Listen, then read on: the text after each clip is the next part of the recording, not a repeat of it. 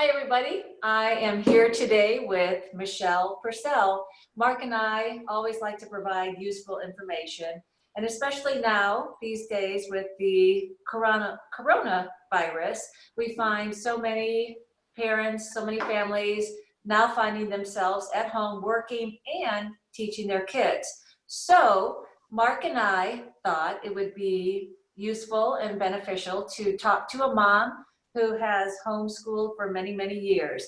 She's a past client as well as our niece, Michelle Purcell. So I'm here with Michelle. So Michelle, tell us a little bit about your family and your homeschooling experiences.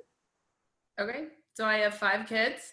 The oldest is 13, and she is in the public school district now, school system. She went in middle school. She transitioned to the public school system, but then I also have a 11-year-old fifth grader, 8-year-old third grader, 6-year-old kindergarten, and then a 4-year-old who likes to call himself in pre-K. So we're kind of stretched across the board from youngest to oldest is about 10 years span. So busy, busy, busy, busy. So with that said, and that's now everyone knows why we went to Michelle, because she basically has it covered when it comes to ages and with her children. So with the different ages, how do you manage teaching the different grades? And coming from your experience as a homeschooling mom to people that are listening to this that have never found themselves in this situation and are now basically homeschooling. Mm-hmm. So how do you manage? So, I think as they get older, definitely it gets easier to give them an assignment and know that they're going to get something done, especially with Addison and Clara, our oldest ones. They can sit for a little bit and know, okay, this is the assignment that I have and I need to do that. And something that I know that I was uneasy about as they were moving into those older roles was, are they really going to do this? But they did. They loved that responsibility that was now on them to say, okay, this is mom's giving me this assignment and this is my chance to prove to her that I can do it. So something that we have done now with Addison having to do her middle school stuff here at home is she's gone through and seen what her classes are required of her. And then we just check in, say, okay, what have you done? What are you working on? And that just opens up time for you to work with the younger ones, that you can get the older kids started on what they can do on their own, and then you can go sit with the younger ones, because the younger kids are not going to be as productive without you sitting right with them. So how does that look with the younger kids? What does that look like? There's a lot of, you're sitting literally right next to them. We have learned that they love color and markers. We've pulled out a dry erase board, and let's write it big, let's write it little, let's play games with it. And so we do a lot of sitting with them and giving worksheets of, let's fill this out. And then while they do their work and the worksheets, you can kind of sit there and see what they're doing and also see what the older kids are doing. We all just kind of sit around a big table and do our work. So how many hours? What does a school day look like to you? So we start at 9.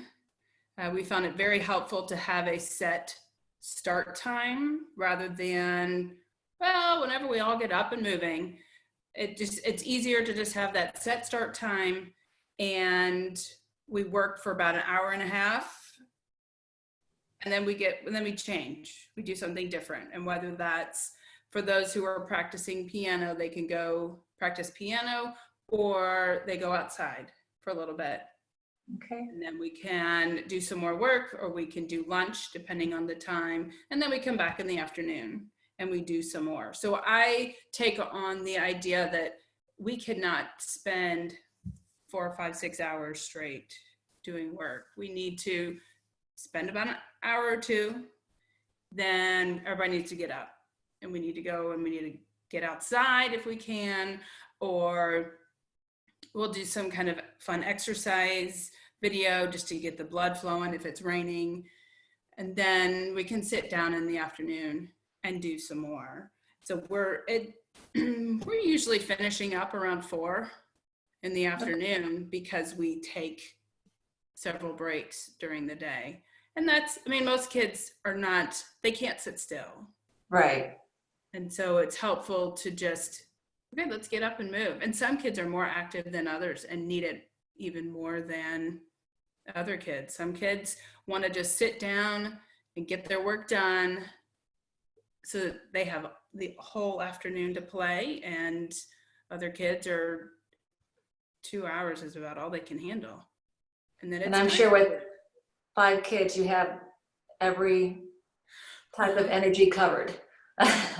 Yeah. So it sounds like you have a plan and a system. So how do you organize that system or plan? I mean, to me, what you just explained sounds very organized. It doesn't sound like you're just going to wake up in the morning and say, oh, maybe we'll do this. So tell me how you organize. What does that look like? So everybody's, kind of core subjects are in different books, but we do kind of say, okay, in the morning, we're going to focus on our Bible study and our English language arts time and math. Those are the 3 things that we will do in the morning. And then me, as kind of the facilitator for all of them, I move around. You can't just sit in one spot and expect everyone to just get their stuff done. I get up and I go to child number 1 and, okay, what are we doing? Okay, this is what I expect to see when I come back in 30 minutes. And then you move to the next child, and you just keep kind of moving down the line. And the youngest one just goes to play, or he goes and plays upstairs, he goes and plays downstairs, he sits and colors. They kind of, you're free to do whatever you want when you're 4. But the others, we kind of, we use timers to try and make sure that we don't spend an entire hour on one thing and somebody is just burned out or losing interest. We say, okay, what can we do in 30 minutes? Or what can we do in 45 minutes? And we go around, and if they finish what they're supposed to do, then they know that they can move on to the next subject. I think that's kind of important when you start your day, is that you have your list of expectations that everybody knows. Like, we know that we're going to get through our English, and we know that we're going to get through our math before lunchtime. So if you finish with the assignment that was given, then move on to the next thing. We're not going to just sit and do nothing. Let's finish what we need to do, and then we can play. Right. I like that, especially the timers. I think that's really useful. I mean, it's not anything I would have ever thought of. And then coming in with the expectations, and they know your expectations as well. Yes. So There's a lot of communication. Like, you have to be in communication all the time. Don't assume. That's always dangerous. And if they assume that you're going to check their work better, or if you assume that they're just going to get it done and obviously understand it without your help, that's where you run into trouble. So there's just a lot of, hey, what are you doing? Let's see if it's how it's going, and just checking in. Okay. What about keeping them focused and motivated? What are tips for that? Especially being home, you can see all of your toys and all of your books and all of your siblings. Yours or the kids? Right, all of us. And so the distractions are everywhere. And then especially like a day like today, when it's beautiful outside, everybody just wants to go outside. They just want to play. And so we have found like the kids really like to do art. And so that has become a reward. Hey, if Okay. you finish, we can do an extra art assignment, or we can do, let's pull out paints this afternoon once we've finished what we're going to do. Or if they really, some of mine really like to cook. Hey, when you finish, can you help me cook something for dinner? And so it's really tapping into what they really like, what they really enjoy, to find different motivations for different people, because they're all going to Okay. have different things that they like. And some of it, you're just going to find yourself throughout the day constantly eyes on your own paper, eyes on your own paper. And then you have to, and that's where the timer comes in. It's like, okay, I've got the timer set and you only have 30 minutes. Let's see what we can do. And if they don't finish it, then just move on, because that's when the tears come, and that's what you want to Right. avoid, especially they're not used to being home. If they're Mm-hmm. used to being in a school setting, this is different for them as it is for you. So if you can, find the time to get some work done, but don't get it to tears. It's Yeah. not worth it. Get up and Right. decide. Get up and do something fun. Let them build that Lego set and then come back to it. Whatever that motivation is that will work for your child. So it sounds like, if I'm hearing correctly, have that structure and expectations Mm-hmm. and tricks with the timer and set and things like that set in the day, but also to have to go with the flow for, especially, so many parents not being used to homeschooling. So don't maybe set those expectations on themselves either, that it's okay to take a break, get up and then come back to it. Absolutely. Absolutely. You need the break as much as they do. Right, Yeah. right. And Well, good. sometimes, for maybe you're used to having a whole day at home, or you're used to doing the things that you need to do, then, have that time. Say, you know what, we all just need to take a break. Mom's got to make a phone call. Why don't you all color? Why don't you build this Lego set? Why don't you go outside and play in the backyard for 10 minutes? And I'm going to make a phone call and drink my coffee. And then we'll all come back together in 10 minutes. Okay. I'll set the timer. And so we set timers for breaks. We set timers for all of it, just so that it's as much to hold them accountable as it is for myself to say, okay, Okay. we've had our break. Let's come back so we can get through what we need to do. That's perfect to the next question, with moms and dads that have full-time jobs that are now working from home, how to balance their work, whether it's their professional work or errands around the house, jobs around the house, that type of thing, and the teaching. And so that's a perfect example of that, how to. Yeah. Yeah. And we've had to ask the kids to do things, hey, I need you to bring your laundry down. I need you to take your laundry up to your room and we'll fold it later. Or we'll just, everybody make sure that you get your dishes in the sink. And that'll really help me for later. Ask your kids to be a little bit more help around the house. They can do it. Okay. And they enjoy the responsibility of saying, no, that's my job. And we actually have kids now arguing over who gets to take what to the table when we set the table at mealtime. So I would, enjoy this time that you have to be all together, that you can have 3 meals a day. When was the last time you had 3 meals a day together as a family?